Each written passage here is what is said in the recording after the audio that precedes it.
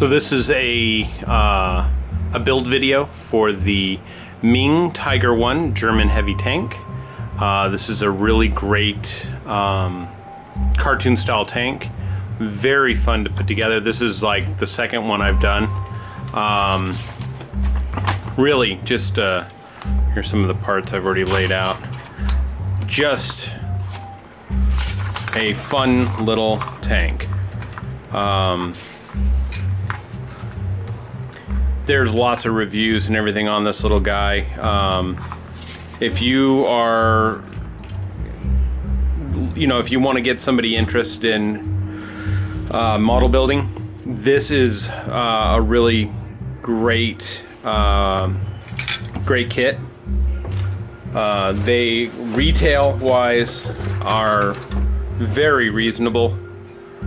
This is a little bigger one, but I picked this up at my local hobby shop for $12.99. Yeah, and it's a great little model. Meng makes some really great little kits. They also have a Sherman. I've done the Sherman as well. So it has rubber band tracks, so it makes it just super easy. Comes with really good decals and work really good. I mean, they just disappear if you do the correct treatments. The rubber band tracks make a big difference. This is technically a snap tight, but I always glue up my parts because I want a really nice tight seam. The wheels rotate, so they've got these little rubber grommets here. And they slip over on. They actually go into the road wheels, and so you can pop the road wheels on and off. Works really great. It's a two-part barrel, so there will be some sanding, but that's probably the most challenging part right there. But everything else is explanatory. Here's the tub.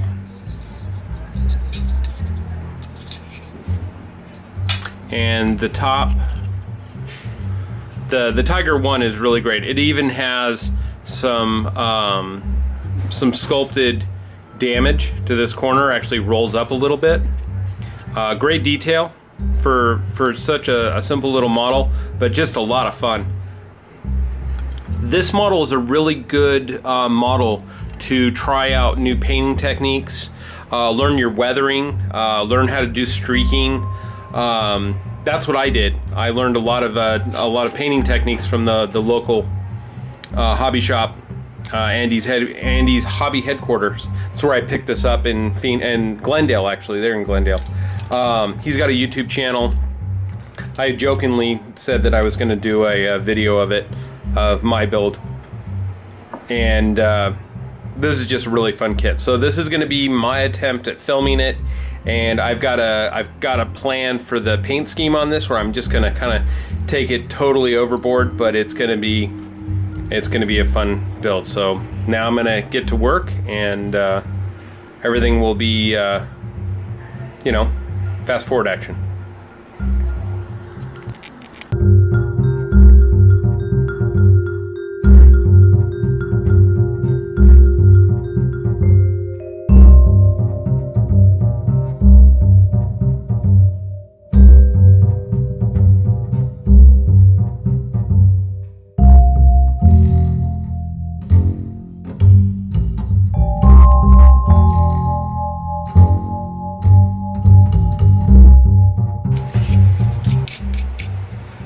Alright, so that's the front of the tank. So in German tanks, the drive wheels in the front, and then you've got your follower in the back, so you kind of have to, this one's kind of tricky, but not tricky, real tricky. You just got to realize that the road wheels are going to go interlaced like they're supposed to. So you've got wide, narrow, like this. So what I found the easiest way to do this is then flips over like this, so the narrow is going to go in the front, and you can install them all just like this.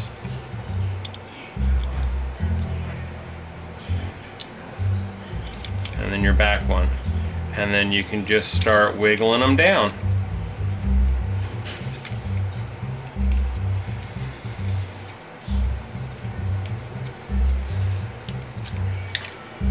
And there they go. And just make sure that you press straight down on them, get them all the way bottomed out so that they're not binding. And there you go, road wheels are on. Super easy if you just stack them up like that and then drop them on. As kids go, super easy. The rubber band tracks, nice and stretchy. Slip those on super easy as well. There's nothing really, and they do fit into the grooves on the track really well.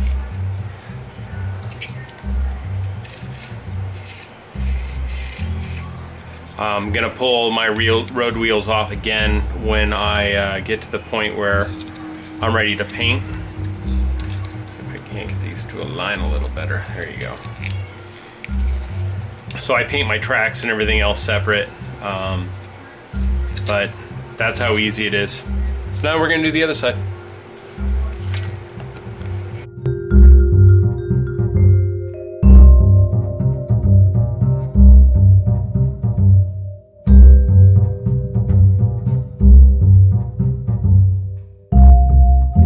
Great for kids and beginners, and just really just for kids it's like great, but even as an adult it's just a lot of fun. All right, so I got everything put on except for the ball gun. That's the next thing. This little light, the handle, the shovel, the little, I'm not sure exactly what that is. It's probably a handle or something. I'm not that well versed in Tiger's anatomy. What I do when it comes to these little things, especially if you're a newbie and you're just starting out, glue the pieces on and see if you can sand them after you've applied them. If you can do that, you can. It's a little easier because these are really tiny little parts.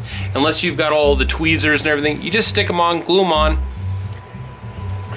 get out your little sanding stick, and go over any nubs that might have been left over and just, you know, clean them up. And then also I glue from the underside so that there's no opportunity for any glue mess to be where you can put a fingerprint or anything like that. So I always recommend put a drop of glue on the bottom, and you won't even see that once the whole tank is assembled. So that's just another one of those really cool little things to do. And the shovel's pretty good detail. So there it is. So it's the next day. Wanted to show you what I found when I was out.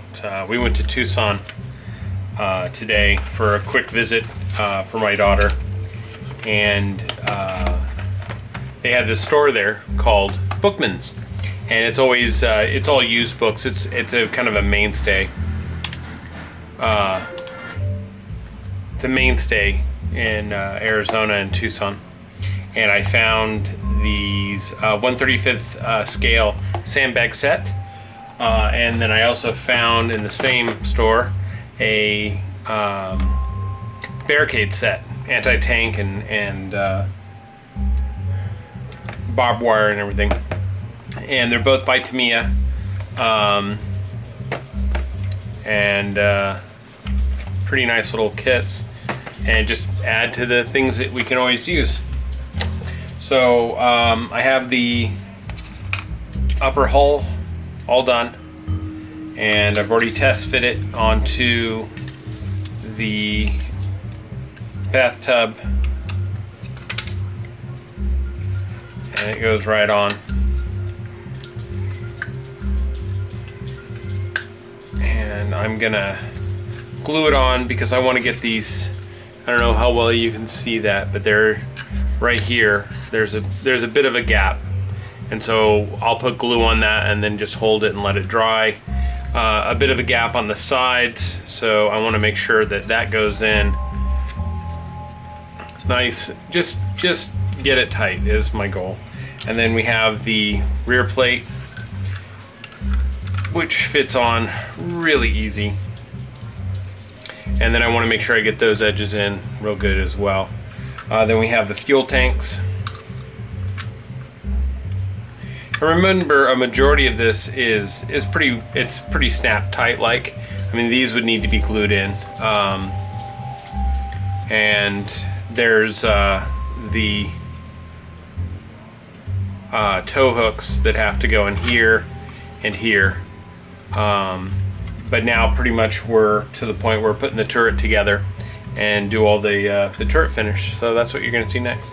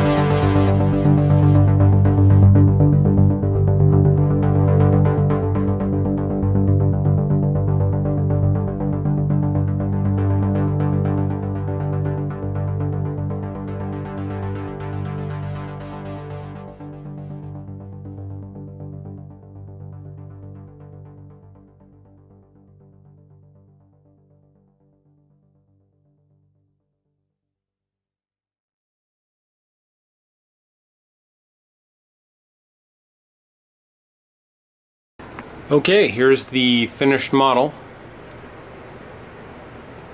It's all been sealed with the lovely Tamiya TS80. So it's nice and flat. Super banged up tank. You can see the how banged up it is with the shots and the armor damage, and heavily weathered. So I'd say this is like the end of the war, and it's just being used as, you know, like target practice. I just wanted to have fun playing with the salt method and getting some heavy chipping, and I think I overdid that. I think if I was doing it again, I wouldn't put in as much heavy weathering. In the video, in the footage you saw earlier, you saw this one, and this is the first tank that I did.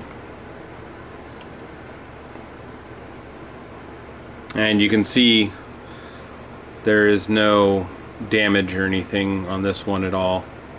I'd noticed that the gun here, this plate is actually reversed. It's actually supposed to have the machine gun part here, supposed to be over on that side. So fortunately I can't, it's all glued in now, so can't change it. But also I screwed up some of the decals so you don't get the number on the back here. But this little guy is going to his new home. I had sold this guy on eBay a couple days ago, so somebody wanted him, and now we've got the battle fatigued monster, and the decals are accurate on this. Somehow I missed one decal on the side right here. Supposed to have a lightning bolt, but that one disappeared. I don't know where it went. And the exhausts are all chewed up and beat up. Just a lot of heavy weathering. It was fun. Cartoon weathering, as I'd like to call it, because, you know, it's a cartoon tank. But I wanted to show both of them beside each other so that you could get an idea of, you know, the variations. Hey, at least I didn't paint it pink. So, thanks for watching. Like and subscribe. I never say that right. And if you have any questions about this model or any of the techniques in which I used, leave a comment below. Thanks again.